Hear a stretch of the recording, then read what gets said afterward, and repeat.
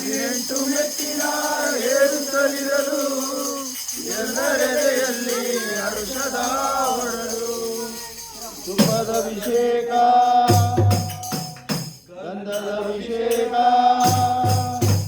ಧರ್ಮಶಾಸ್ತ್ರನಿಗೆ ಹಲವು ಅಭಿಷೇಕ. ಕೋಟಿ ಕಣ್ಗಳಿಗೆ ಅದು ದೇವಲೋಕ.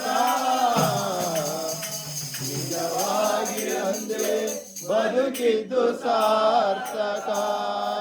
ಸ್ವಾಮಿ ಅಯ್ಯಪ್ಪ.